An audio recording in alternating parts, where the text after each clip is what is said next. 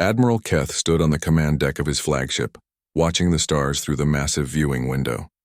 His crimson armor caught the red light from the ship's bio-organic walls. Behind him, dozens of Vorthak officers worked at their stations. Each one was over 7 feet tall with thick natural armor plates covering their bodies. Sharp claws extended from their fingers as they operated the controls. The Fourth Conquest Fleet stretched out in all directions. 300 warships moved through space like deadly predators hunting prey. Each vessel pulsed with a dark red glow from its living hull. Weapon ports lined their sides like rows of hungry mouths waiting to feed. Keth smiled, showing his razor-sharp teeth. For 3,000 years, the Vorthak Empire had ruled the galaxy through fear and overwhelming force. No species had ever stood against them for long. The weak fell quickly. The strong lasted perhaps a few solar cycles before surrendering or dying. "Admiral," called Commander Vex from his station, "we have completed the scan of Sector 779. Keth turned toward his second in command. Vex was young for a Vorthak officer, barely 2 centuries old. His armor was still bright red, not yet darkened by the blood of countless battles. But he showed promise. His claws were already stained from his first dozen conquests. "Report," Keth ordered. "We found something interesting, Admiral. A small blue planet in the 3rd orbital position around a yellow star. The inhabitants call themselves humans." Keth walked over to examine the data on Vex's screen. The information made him chuckle. These creatures looked pathetic. They had soft pink skin with no natural armor. Their teeth were flat and useless for combat. They possessed no claws, no poison, no enhanced strength. "What is their military capability?" Keth asked. "Primitive, Admiral. They have barely achieved travel to their own moon. Their largest warships are smaller than our shuttlecraft. Recent scans show they have been fighting wars among themselves using crude nuclear weapons." "Nuclear weapons?" Keth raised an eyebrow. "So they are violent despite their weakness. Interesting." Vex nodded. "Yes, Admiral. They seem to enjoy destroying their own kind. But their technology is thousands of years behind ours. A single destroyer could conquer their entire world." Keth studied the images of human cities. Tall buildings reached toward the sky like fingers grasping for something beyond their reach. Millions of the soft creatures moved through streets and vehicles. They looked so fragile, so easy to break. "How many humans live on this planet?" Keth asked. "Approximately 8 billion, Admiral. They breed quickly for such a weak species." 8 billion. Keth's smile grew wider. "That will make excellent slaves for the Empire. Their soft hands might be useful for delicate work our warriors cannot perform." The Admiral returned to his command chair. It was carved from the bones of the last species that had dared to resist the Vorthak. The chair reminded him daily of what happened to those who opposed the Empire. "Admiral," Vex continued, "there is something else. The humans appear to have unified recently. They call themselves the Earth Defense Force. All their military units now serve under a single command structure." Keth laughed loudly. Several officers turned to look at him. The sound echoed through the command deck like thunder. "Earth Defense Force," he repeated. "They think they can defend against us. How amusing. Do they have any idea what approaches? Their pathetic little world." "I doubt it, Admiral. Their long-range sensors are extremely limited. They probably cannot detect our fleet until we are already in their system." Keth stood and began pacing around the command deck. His heavy boots made metallic sounds against the living floor. The ship's bio-neural network felt his excitement and pulsed brighter in response. 3,000 years, he said to no one in particular. 3,000 years since the Great Expansion began. We have conquered 14,000 worlds. We have enslaved 600 species.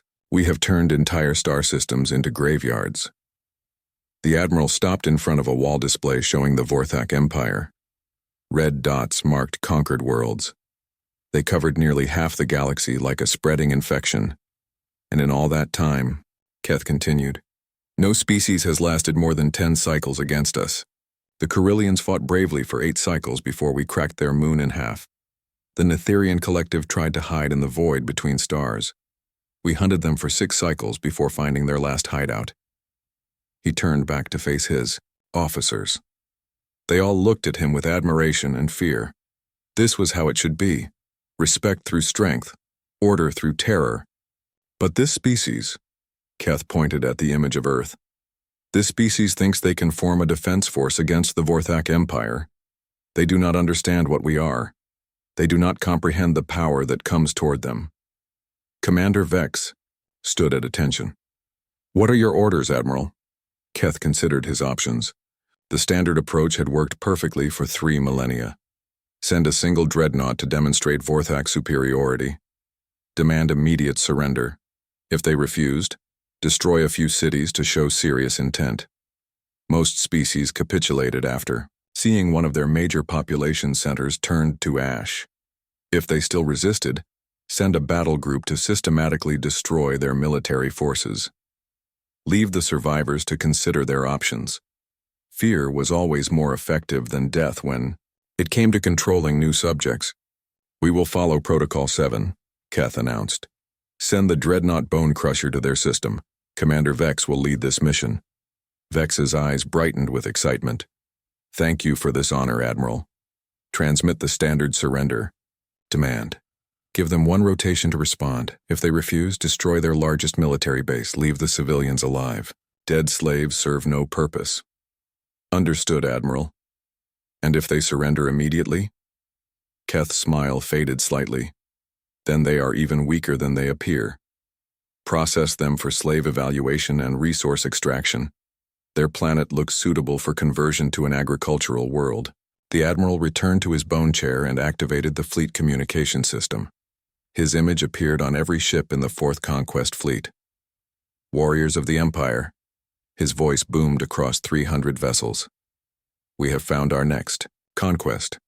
A weak species that dares to call itself a defense force. They know nothing of war. They understand nothing of power. Soon they will learn both lessons.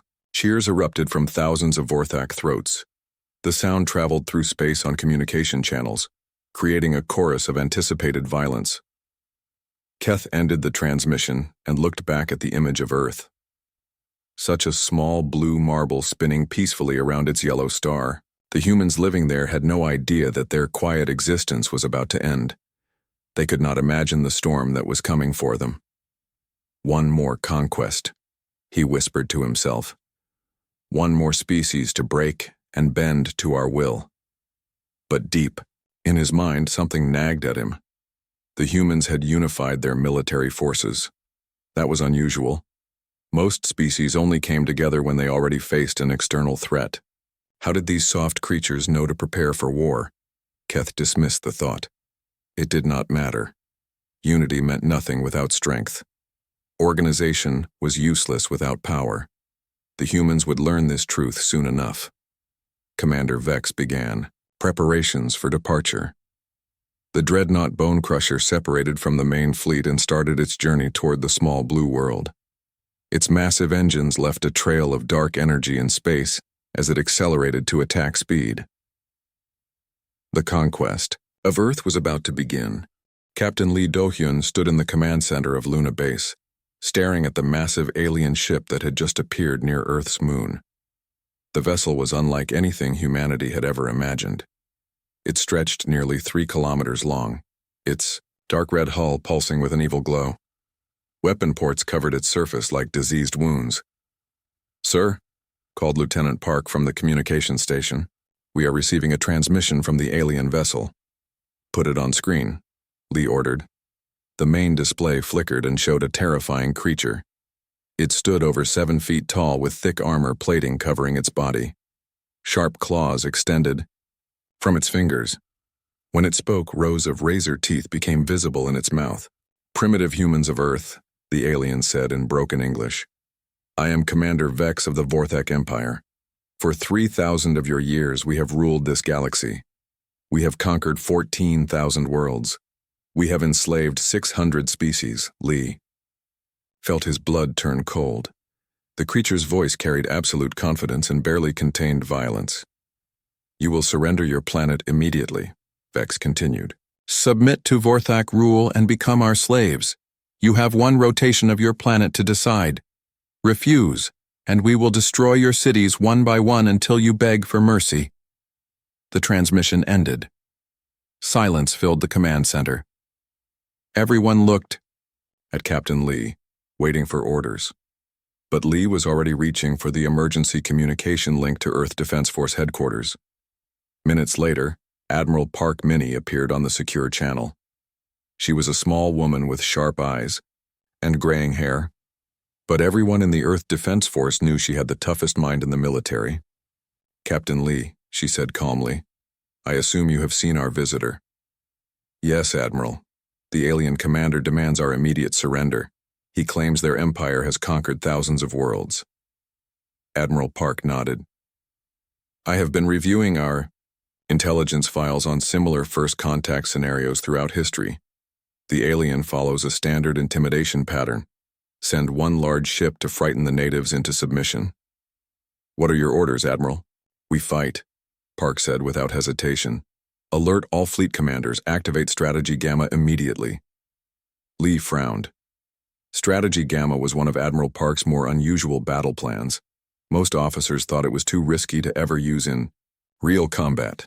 "Admiral, are you certain?" "Strategy Gamma requires us to appear weak and disorganized." "That is exactly what I want," Park replied. "This Commander Vex expects us to either surrender or attack directly. We will do neither.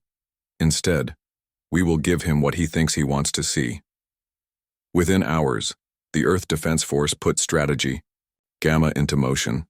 3 destroyers launched from Earth orbit and headed straight toward the alien dreadnought. Captain Kim Woo-jin commanded the lead destroyer. His orders were simple: attack the alien ship directly, fight for exactly 12 minutes, then retreat in apparent panic. The battle began exactly as Admiral Park had planned. The 3 human destroyers fired everything they had at the massive alien vessel. Their weapons barely scratched its armor. Commander Vex responded with overwhelming firepower that crippled one destroyer and heavily damaged the other 2. "Human vessels," Vex transmitted to the retreating ships. "You see now the power of the Vorthak Empire. Surrender or face complete annihilation." But Captain Kim Woo-jin followed his orders perfectly. Instead of surrendering, he broadcasted a panicked message on all frequencies. "All Earth Defense Force units, this is Kim Woo-jin. The alien ship is too powerful. We cannot fight it directly. All ships retreat to Rally Point 7. Repeat, all ships retreat immediately." Commander Vex watched the human fleet scatter in apparent terror. Dozens of ships fled toward the outer planets, broadcasting confused and frightened messages. This was exactly what he expected from a primitive species facing Vorthak might for the first time. "Pursue the fleeing vessels," Vex ordered his crew. "We will destroy them one by one. When the survivors return to their planet, they will tell stories of Vorthak power that will terrify their people into submission." The alien dreadnought followed the human fleet toward the asteroid belt. Vex smiled as he watched the enemy ships stumbling over each other in their rush to escape. Some appeared to have engine failures, others sent distress signals begging for help from their own kind. But Admiral Park was watching everything from her command ship hidden behind Jupiter. She had studied every military campaign in Earth's history. The greatest victories often came from making enemies think they were winning. "All units," she transmitted on an encrypted channel. "The trap is set. Execute Phase 2. In the asteroid belt, pilot Kim Seo-jin waited inside what appeared to be a broken mining ship. Around him, dozens of other disabled vessels drifted silently among the rocks. But these were not helpless civilian craft. Each ship had been modified with military weapons and controlled by Earth's best pilots. When Commander Vex entered the asteroid field, pursuing what he thought were fleeing enemies, Kim Seo-jin smiled and activated his targeting system. "This is for underestimating humanity," he whispered, and pressed the firing button. Explosions erupted throughout the asteroid belt. Hidden weapons platforms revealed themselves among the rocks. The fleeing Earth Defense Force ships turned and attacked from all sides. Mining equipment became military weapons. Civilian spacecraft transformed into fighters. But the most shocking moment came when engineer Oh Ji-hye activated her secret project. She had spent weeks studying the theoretical, Physics behind faster-than-light travel. Using modified mining equipment, she created what she called a quantum tunnel bore. The device punched a hole directly through the alien ship's armor. Suddenly, the mighty Vorthak dreadnought found itself losing atmosphere and power.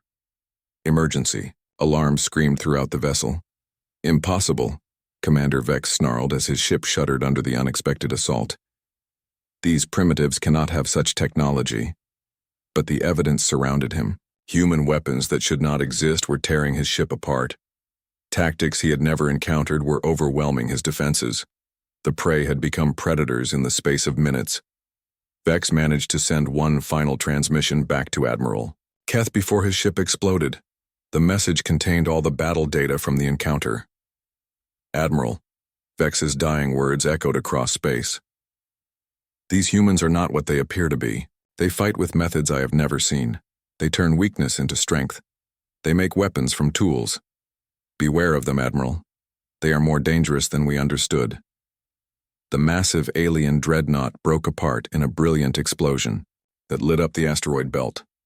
Cheers erupted throughout the human fleet. They had won their first battle against an alien empire that claimed to rule the galaxy. But Admiral Park did not celebrate. She was already studying the recordings of the battle. The alien commander had transmitted everything back to his fleet. That meant more enemies would come, and they would be prepared for human tricks. Captain Lee Do-yun received new orders within hours. Prepare all defensive positions, Admiral Park commanded. This was just their advanced scout. The real test is coming. On Earth, news of the victory spread quickly, but the celebration was brief. Everyone understood this was only the beginning.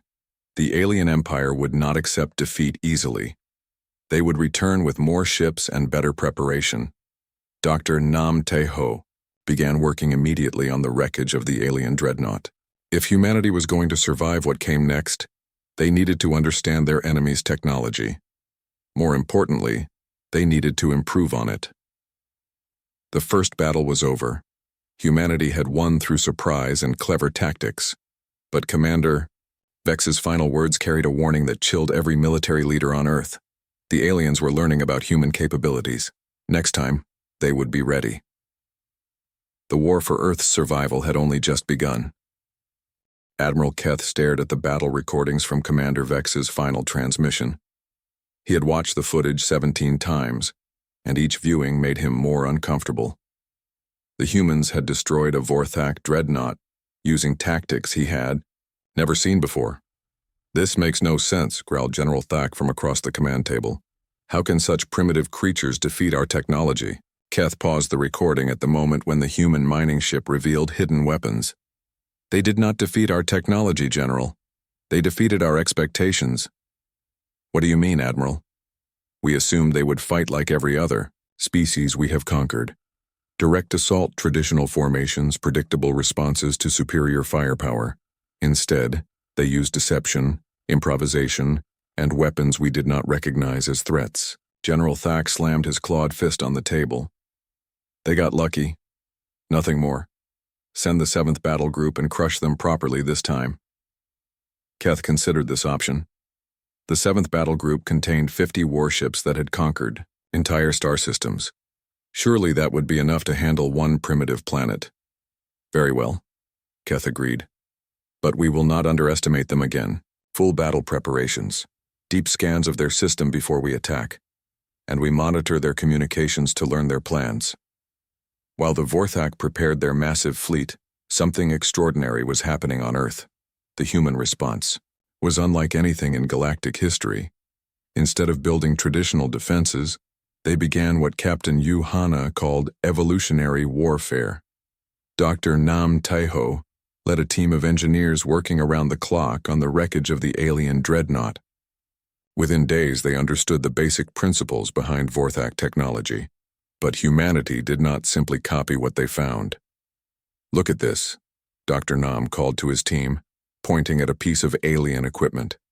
Their power systems are incredibly advanced, but they are designed for brute force applications only.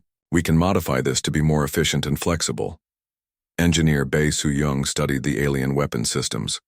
Their weapons are powerful, but they have no guidance systems. They rely on overwhelming firepower rather than precision. We can improve on this design. Within weeks, human factories were producing hybrid technologies that combined alien power sources with human innovation. The results surprised even the scientists creating them. Lieutenant Commander Choi Hyun-woo developed what he called smart asteroids. These were hollowed-out space rocks filled with human-built guidance systems and explosive charges. They could hide among natural asteroids and remain dormant for months, waiting for enemy targets. The beauty of this system, Choi explained to Admiral Park, is that it turns the enemy's own assumptions against them. They expect weapons to look like weapons. They will not suspect that ordinary rocks might be threats. Meanwhile, Weapons Officer Kim Seojin worked on converting civilian spacecraft into military vessels. Cargo haulers became missile platforms, passenger ships became troop carriers, mining vessels became mobile weapons factories. But the most remarkable development was how quickly human military units shared innovations with each other.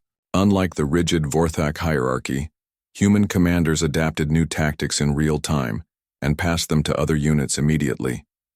Major Shin Young-ho discovered a new formation that used small ships to confuse enemy targeting systems. Within hours, every human fleet commander knew about it. Captain Song Aryam developed improved shield configurations. The entire Earth Defense Force implemented them the same day. Admiral Keth intercepted some of these communications and grew increasingly worried. The humans were not just learning from their first battle. They were evolving their entire military approach at a speed that seemed impossible. Admiral, reported Intelligence Officer Zeth, the human fleet composition has changed completely since our last engagement. They have 3 times as many vessels and most use technology we have never encountered. Keth studied the intelligence reports. How is this possible? They had barely achieved spaceflight when we first found them. They appear to be reverse engineering our technology, Admiral. But they are not copying it, they are improving it and combining it with their own innovations. This news deeply troubled Keth. In 3,000 years of conquest, no species had ever adapted Vorthak technology so quickly or effectively. When the 7th Battle Group arrived at Earth's solar system, they found defenses that should not have existed.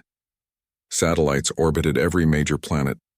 Weapon platforms hid throughout the asteroid belt. The human fleet had grown from dozens of primitive vessels to hundreds of advanced warships. Admiral, called Commander Ryu from the scanning station, I am detecting massive changes in their defensive networks. These installations were not here during our last reconnaissance mission. Keth studied the tactical display. The humans had turned their entire solar system into a fortress. More concerning, their ships moved with coordination that suggested advanced communication systems and shared tactical awareness. Begin the attack, Keth ordered, but maintain formation discipline. Do not pursue individual targets. These humans are more clever than we anticipated. The Second Battle of Earth began with the Vorthak fleet advancing in perfect formation. 50 massive warships moved toward the inner planets like an unstoppable wall of destruction. Their weapons charged and their armor gleaming, but the human response shattered every assumption about primitive species. Instead of meeting the attack head-on, human fleets split into smaller groups that struck from unexpected angles. Ships appeared from behind planets, emerged from asteroid fields, and dropped out of hyperspace at precise coordinates. Commander Lee Ji-hoon led a squadron of converted transport ships in what became known as the Scatter Strike. His vessels approached the alien fleet from 6 different directions simultaneously, forcing the Vorthak to divide their firepower. Their formations are breaking down, Lee reported to Admiral Park. They are trained to fight enemies who attack directly. They do not know how to respond to multiple simultaneous threats from different vectors. The most shocking moment came when Captain Yoon Mi-jin's science vessel successfully disabled a Vorthak cruiser, using weapons that manipulated gravitational fields. The technology combined alien power systems with human theoretical physics, creating capabilities neither species had achieved alone. Impossible, Admiral Keth snarled as he watched one of his most powerful ships spinning helplessly out of control. Where did they acquire gravitational manipulation technology? But worse was yet to come. Intercepted human communications revealed they were sharing tactical innovations in real time during the battle. When Major Park Seungmin discovered a weakness in Vorthak shield systems, every human commander knew about it within minutes. Dr. Lee Hyeyoung's breakthrough in energy shielding protected human ships from Vorthak weapons that should have destroyed them easily. The innovation spread through the human fleet faster than the Vorthak could adapt their targeting systems. By the end of the battle, Admiral Keth had lost 15 ships and barely escaped with the remainder of his fleet. But the tactical recordings showed something that terrified him more than the casualties. The humans were not just winning battles. They were transforming the nature of warfare itself. Every engagement taught them something new. Every victory made them stronger and smarter. Admiral Park's final transmission to the retreating Vorthak fleet was delivered in perfect Vorthak language, learned and mastered in mere weeks. "You taught us how to fight you," she said calmly. "That was your first mistake. Leave our system and do not return. Next time, we will not be so merciful." Keth stared at the transmission in disbelief. These creatures had learned his language, adapted his technology, and defeated his tactics in less than 2 months. What kind of species could evolve so quickly? As his damaged fleet limped back toward Vorthak space, Keth began composing a report that would shake the Empire to its core. The humans were not just another primitive species to be conquered. They were something far more dangerous. They were a species that treated every challenge as an opportunity to become stronger. 6 months after the Second Battle of Earth, the galaxy watched in amazement as human fleets patrolled systems that had belonged to the Vorthak Empire for centuries. Captain Kim Woo-jin led reconnaissance missions deep into former enemy territory, mapping Vorthak installations with captured navigation data. Admiral Keth sat in the Emergency War Council chamber on the Vorthak homeworld. Around the table, the Empire's most senior military leaders argued about how to respond to the impossible situation developing in the Outer Rim. "The humans have established forward bases in 7 systems," reported General Thak. "They are using our own technology against us, but somehow making it more effective than our original designs." "How is this possible?" demanded Fleet Admiral Gorth, the oldest and most experienced Vorthak commander. "We have conquered species with 10 times their technological development. None of them adapted this quickly." Keth activated the holographic display showing human fleet movements over the past months. "They do not fight like any species we have encountered. Every battle teaches them something new. Every victory makes their next attack more effective." The display showed human forces moving in patterns that defied traditional military doctrine. Small fleets would strike multiple targets simultaneously, retreat before reinforcements arrived, then reappear somewhere completely unexpected. "Look at this pattern." Keth pointed to a series of battles near the Corvin system. "Commander Ryu Donghyun leads what were civilian transport vessels 6 months ago. Now they coordinate attacks with precision that our best military units cannot match." Dr. Yoon Mijin's biotechnology integration program had produced the most disturbing developments. Human scientists were not only mastering Vorthak biological engineering but enhancing it using medical knowledge the Empire had never developed. "They are healing genetic damage that we considered permanent," reported Chief Scientist Vak. "Vorthak prisoners who cooperate with them are being treated for conditions we created through military breeding programs. Some are choosing to join human forces rather than return to the Empire." This news shook the War Council. Vorthak loyalty was supposed to be absolute, enforced through generations of genetic conditioning. The idea that their own warriors would defect was unthinkable. "It gets worse," Keth continued. "Intelligence Officer Zeth has intercepted communications showing the humans are making contact with our subject species." The holographic display shifted to show the Zelani system. For 3 centuries, the Zelani had served as industrial slaves for the Vorthak Empire. Their advanced manufacturing capabilities produced equipment for the conquest fleets. "Commander Hong Nari has established diplomatic relations with Zelani leadership," Keth explained. "The humans are offering technology sharing and alliance agreements." Fleet Admiral Gorth slammed his claws on the table. "The Zelani dare to negotiate with enemies of the Empire. We should destroy their homeworld as an example to others." "With what fleet?" Keth asked quietly. "We have lost 40% of our ships in 6 months. Meanwhile, human forces grow stronger with every encounter." The truth was more terrifying than any of them wanted to admit. The Vorthak Empire was collapsing not through military defeat, but through obsolescence. Their rigid doctrine and overwhelming force tactics were useless against enemies who adapted faster than traditional warfare allowed. Lieutenant Park Sungmin's cyber operations had infiltrated Vorthak communication networks, spreading what humans called psychological warfare. Intercepted transmissions showed Vorthak commanders losing confidence, questioning orders, and reporting impossible human capabilities. Our own officers no longer trust their equipment, Admiral Keth admitted. They fear human computer viruses in their systems. They worry that human spies have compromised their communications. Some fleet commanders refuse to engage human forces without overwhelming numerical superiority. But the most devastating human innovation was their approach to former Vorthak subjects. Instead of conquest and enslavement, humans offered partnership and shared technological development. The Zelani industrial capacity, combined with human innovation, created a technological revolution that spread across multiple star systems. Species that had cowered under Vorthak rule for centuries suddenly had access to weapons and defenses that rivaled Empire technology.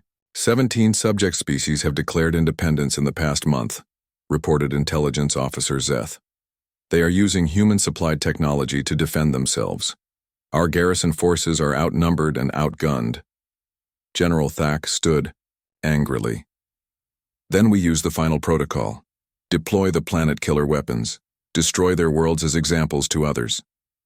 And accomplish what? Keth replied. Dead subjects produce nothing. Destroyed planets provide no resources. We would be burning down our own empire to spite enemies who are already replacing it with something better. The War Council fell silent. For 3,000 years, the Vorthak had ruled through fear and superior firepower. But humans had changed the rules of engagement. They made allies of enemies. They shared strength instead of hoarding it. They grew more powerful through cooperation rather than domination. Captain Song Aryam's successful capture of 3 more Vorthak vessels demonstrated human tactical evolution in real time. Her fleets used gravitational manipulation weapons to disable enemy ships without destroying them. The captured crews were offered medical treatment, education, and the choice to join human forces or return to Vorthak space. 60% of captured personnel choose to remain with human forces, Zeth reported. They cite better living conditions, medical care, and opportunities for advancement based on merit, rather than genetic breeding. Admiral Keth realized the Empire faced something more dangerous than military defeat. The humans were proving that their way of organizing society was superior to Vorthak methods. They were winning hearts and minds throughout the galaxy. Colonel Oh Jae-hyun's integration protocols had successfully incorporated over 10,000 former Vorthak subjects into human military units. These mixed crews operated with efficiency that surprised even human commanders. They are learning to fight us using our own people, Keth observed. Former slaves become advisors. Defected soldiers become trainers. Every person who joins them makes them stronger while weakening us. The final blow came when long-range sensors detected human construction activities in the Andorian cluster. They were not just defending their territory or raiding Vorthak installations. They were building permanent infrastructure for a new kind of galactic civilization. Dr. An Sohi's integration project had established research stations where multiple species worked together on technological development. The innovations emerging from these facilities surpassed anything the Empire had achieved through forced labor and military research. They are not trying to replace us, Keth realized with growing horror. They are making us irrelevant. Fleet Admiral Gorth finally understood the scope of the disaster facing the Empire. What do you recommend, Admiral Keth? Keth looked around the table at his fellow commanders. These were warriors who had conquered hundreds of worlds and enslaved entire species. But they were also products of a rigid military system that could not adapt to enemies who treated every battle as a learning opportunity. I recommend we seek terms, he said quietly. Not surrender, but negotiation. The humans have proven they prefer cooperation to conquest. Perhaps we can find a place in their new galactic order.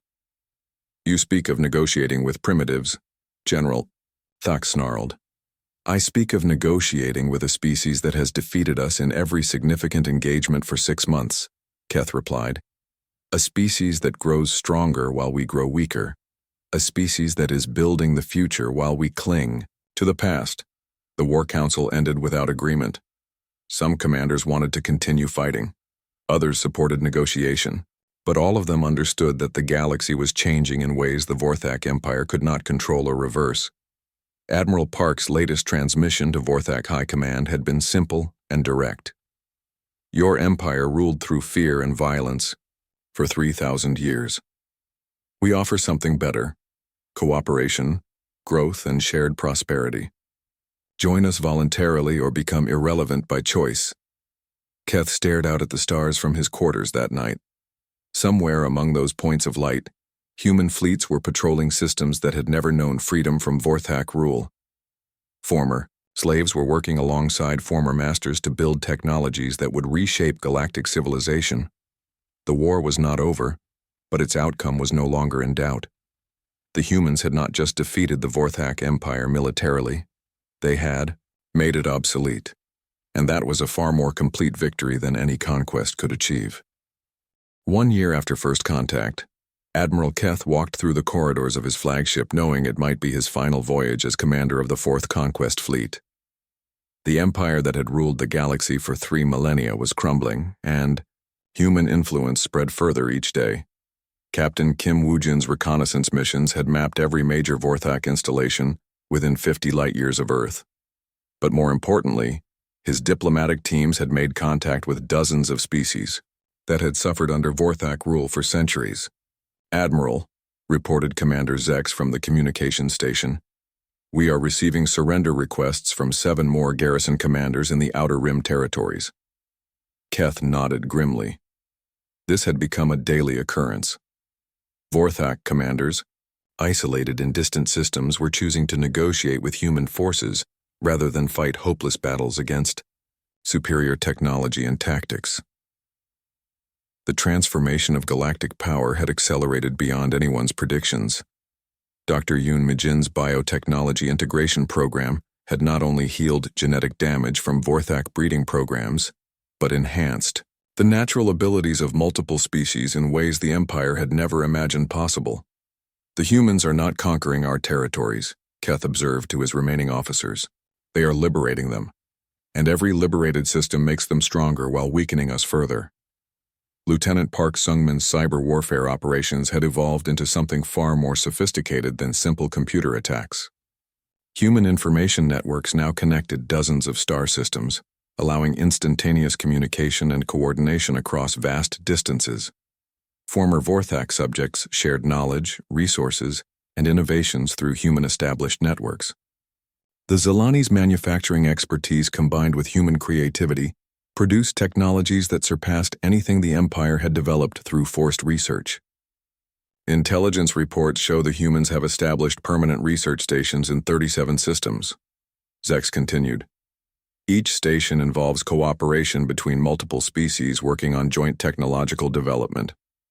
Keth studied the tactical displays showing human expansion throughout former Vorthak territory. But what he saw was not military conquest. Instead, human forces protected former slaves while they built new civilizations based on voluntary cooperation, rather than forced submission. The most disturbing reports came from defected Vorthak personnel who had chosen to join human forces. Commander Hong Nari's integration protocols had successfully incorporated thousands of former Empire soldiers into mixed-species military units. They treat our defectors as equals, reported Intelligence Officer Vak. Vorthak warriors serve alongside former slaves in positions of responsibility. Some have been promoted to command positions based on their abilities rather than their species. This violated every principle the Empire had operated on for 3,000 years. Vorthak superiority was supposed to be natural and absolute. The idea that other species could be equals or even superiors in some areas challenged the fundamental beliefs that held the Empire together. Colonel Oh Jae-hyun had established what humans called Truth and Reconciliation Centers in dozens of liberated systems. Former slaves confronted their oppressors in structured dialogues designed to heal trauma and build understanding, rather than seeking revenge. They are not executing our captured personnel, Keth realized with growing amazement. They are educating them, teaching them different ways to live and think. Dr. An-Sohi's psychological rehabilitation programs had achieved something the Empire considered impossible. Vorthak soldiers conditioned from birth for violence and domination were learning to cooperate, create, and build rather than destroy. 70% of Vorthak personnel in human custody have requested permanent asylum rather than repatriation, Vok reported. They cite opportunities for personal growth and meaningful work that the Empire never provided. The final collapse began when the Carillion system declared independence from the Empire. The Carillions had been among the Vorthak's most valuable subjects, providing advanced metallurgy and weapons manufacturing for conquest fleets. Captain Li Ji-hoon led the human task force that supported Carillion independence. But instead of occupying the system, human forces helped establish a democratic government and provided technology to defend against Vorthak retaliation. The Carillions are now producing weapons and defenses superior to our own, General Thak admitted during the daily briefing. They have combined their metallurgy expertise with human innovation to create alloys we cannot match. Admiral Keth realized the Empire faced something more dangerous than military defeat. The humans had proven their social and political systems were more effective than Vorthak methods at creating prosperity, innovation, and loyalty. Ambassador Seo Junho established what he called the Galactic Cooperation Council in the former Vorthak capital of the Andorian sector. Representatives from 43 species met regularly to coordinate trade, research, and mutual defense agreements. They are building a new galactic government based on voluntary participation rather than forced submission, Keth observed. And it is more efficient than our empire ever was. The economic transformation proved even more devastating than military losses. Human trade networks offered fair exchanges and mutual benefit, rather than the tribute and exploitation the empire had imposed. Former Vorthak subjects discovered they could prosper through cooperation and innovation, rather than fear and obedience. Their productivity increased dramatically when they worked for their own benefit, rather than under threat of punishment. Resource production in liberated systems has increased by an average of 300%, Economic Advisor Locke reported. They are generating more wealth through voluntary cooperation than we ever extracted through forced labor. Meanwhile, isolated Vorthak garrisons struggled with supply shortages as their support networks crumbled. Many commanders had already negotiated local ceasefires with human forces rather than watch their troops starve. The psychological impact on remaining Vorthak forces was devastating. For 3,000 years they had believed their species was naturally superior and destined to rule the galaxy. Now they watched former subjects surpass them in technology, prosperity, and influence. Our troops are requesting transfers to non-combat positions, military advisor Grek reported. They no longer believe in the righteousness of our cause. Some are asking questions about the moral basis of our empire. Admiral Keth had spent his entire life believing in Vorthak superiority and the necessity of maintaining order through strength. But the evidence surrounding him made those beliefs increasingly difficult to maintain. Human civilization offered everything the empire claimed to provide, but through cooperation rather than domination. Former enemies became allies. Former slaves became partners. Former conflicts became opportunities for mutual growth. Admiral, Commander Zex announced, we are receiving a direct communication from Admiral Park of the Earth Defense Force. Keth straightened in his command chair. Put her on screen. Admiral Park appeared on the display, looking older but more confident than in her previous transmissions. Behind her, Keth could see beings from multiple species working together at various stations. Admiral Keth, Park began, I understand your empire is facing difficult choices. We would like to offer an alternative to continued conflict. What do you propose? Keth asked cautiously. Meet with us for direct negotiations. Not surrender terms, but discussions about how your people might join the new galactic community we are building. We believe former enemies can become partners, if given the opportunity. Keth looked around his bridge at officers who had dedicated their lives to conquest and domination. Many appeared thoughtful, rather than hostile. The constant defeats had forced them to question everything they had been taught.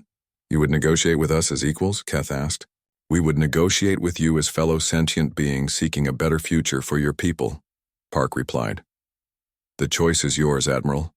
Continue fighting a war you cannot win, or help us build something better than either of our civilizations could achieve alone." After the transmission ended, Keth sat in silence for several minutes. His senior officers waited for orders, but their expression showed they understood the impossible situation facing the Empire. "What are your thoughts?" he asked finally. "The humans have defeated us militarily, economically, and morally," Commander Zex replied honestly. "They offer a future where our people can thrive rather than merely survive. Perhaps it is time to consider new possibilities." Admiral Keth realized he faced the most important decision in Vorthak history.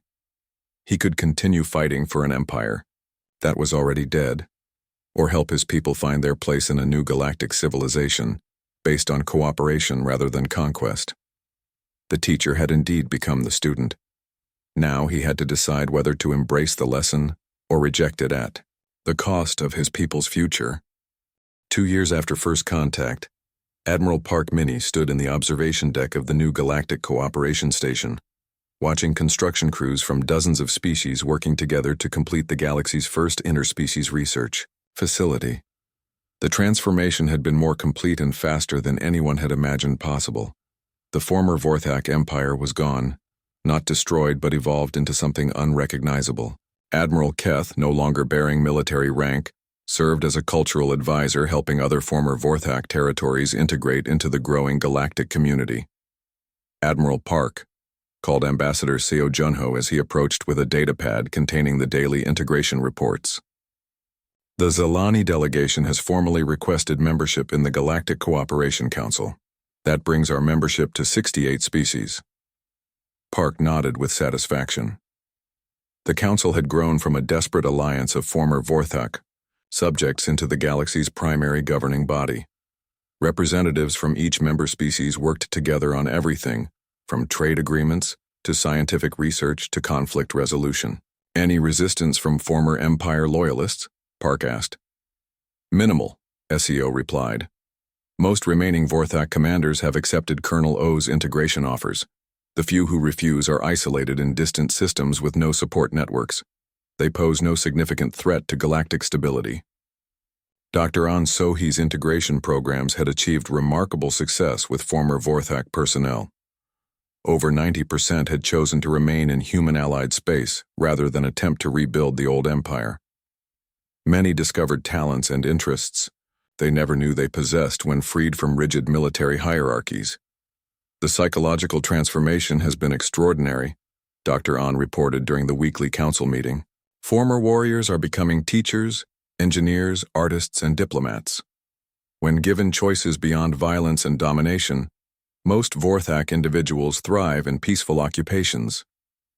Captain Lee Ji-hoon commanded the first truly integrated fleet in galactic history.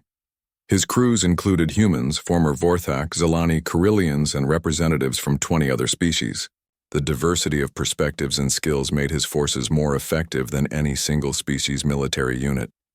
"The cooperation levels exceed our most optimistic projections," Lee reported to Admiral Park.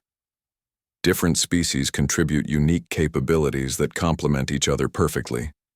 Zalani engineering precision, Carillion metallurgy, human adaptability, and even Vorthak tactical discipline when applied to defensive rather than offensive operations. But the most remarkable change was in how the galaxy approached conflict resolution. Ambassador Seo's diplomatic protocols emphasized understanding and cooperation rather than dominance and submission. Former enemies worked together to solve problems that had seemed impossible under the old system. The Andorian crisis provided the first major test of the new galactic order. A resource dispute between 3 species threatened to escalate into warfare. Under the old empire, the Vorthak would have simply conquered all 3 systems and imposed their own solution. Instead, the Galactic Cooperation Council sent a mediation team led by Captain Kim Woo-jin. The team included representatives from multiple species, including former Vorthak advisors who understood the historical context of the dispute. "We spent 6 weeks listening to all parties," Kim reported. "Instead of imposing a solution, we helped them develop one that benefited everyone involved. The result was a trade agreement that increased prosperity for all 3 species while preserving their cultural autonomy." Dr. Yoon Mijin's biotechnology research had revolutionized medical treatment throughout the galaxy. The combination of human medical knowledge with Vorthak biological engineering and Zelani precision manufacturing created treatments for conditions that had been considered incurable for millennia. "We are not just healing physical ailments," Dr. Yoon explained. "We are reversing genetic damage caused by centuries of forced breeding programs. Many species are discovering natural abilities they lost generations ago under Vorthak rule." The economic transformation proved equally dramatic. Human trade networks based on mutual benefit replaced the Empire's tribute and exploitation systems. Former subject species discovered they could prosper through innovation and voluntary exchange rather than forced labor. Engineer Oh Ji-hye now directed the galaxy's largest infrastructure project. Teams from dozens of species worked together to build transportation and communication networks that connected every inhabited system. The project used technologies that no single species could have developed alone. "The efficiency gains from cooperation are extraordinary," Oh reported. "When species share knowledge and resources freely, innovation accelerates beyond anything we thought possible. We are achieving in months what might have taken centuries under the old system."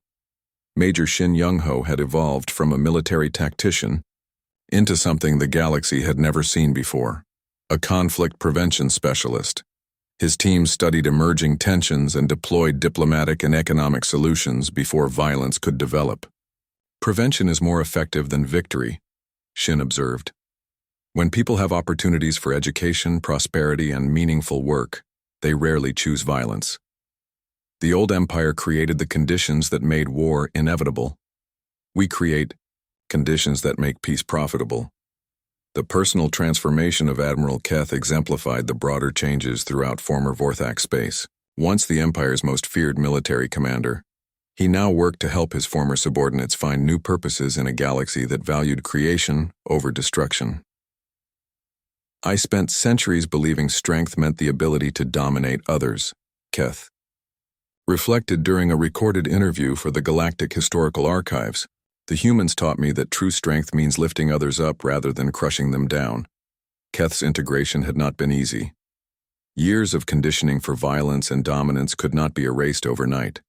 But Dr. On's patient counseling and the examples of successful integration by other Vorthak personnel gradually showed him alternative ways to live. "The hardest part was accepting that everything I had believed about natural hierarchy and species superiority was wrong," he continued. "But working alongside beings I once considered inferior, I discovered they possessed knowledge and skills that far exceeded my own in many areas." Lieutenant Commander Bae Soo-young now led mixed crews on exploration missions to uncharted regions of the galaxy. Her ships carried scientists, diplomats, and cultural specialists rather than conquest forces. When they encountered new species, the goal was peaceful contact and mutual exchange rather than subjugation. "Every new species we meet brings unique perspectives and capabilities," Bae reported. "We are learning that diversity is not a weakness to be eliminated, but a strength to be celebrated. The galaxy is far richer when all voices can contribute." The transformation was not without challenges. Some former Vorthak personnel struggled with the transition from military hierarchy to civilian cooperation. A few attempted to establish Neo-Empire movements in remote systems, but these efforts collapsed quickly without popular support. Commander Hongnari specialized in helping these difficult cases. Her patience and understanding often succeeded where force had failed. Many former hardliners eventually became strong advocates for the new galactic order once they experienced its benefits personally. "Change is difficult for anyone," Hong explained. "But when people see their children learning freely, their communities prospering, and their voices being heard in governance, most choose cooperation over conflict. The old way simply cannot compete with the new way in terms of quality of life." The Establishment of the Galactic University on the former Vorthak homeworld symbolized the complete transformation of galactic civilization. Students from every known species studied together, sharing knowledge and developing innovations that benefited all. Dr. Nam Teho served as the university's first rector. His opening address captured the spirit of the new age. For too long, knowledge was hoarded by the powerful to maintain dominance over the weak. Today we begin an era where knowledge belongs to all, and all contribute to the expansion of understanding. As Admiral Park reviewed the latest reports from across the galaxy, she marveled at how quickly and completely things had changed.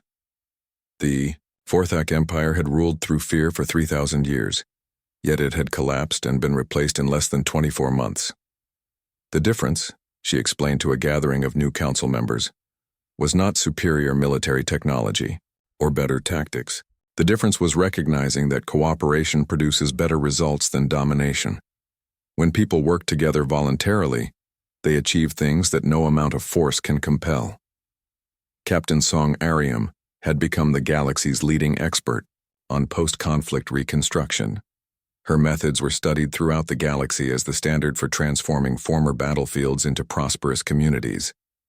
The key insight, Song noted, is that former enemies often make the best allies because they understand each other's strengths and weaknesses. Former Vorthak commanders who once conquered systems now help rebuild them more effectively than anyone else could. The greatest testament to the transformation was the children growing up in the new galactic order. Young beings from dozens of species played together, learned together, and formed friendships that would shape the galaxy's future. They saw diversity as normal and cooperation as natural.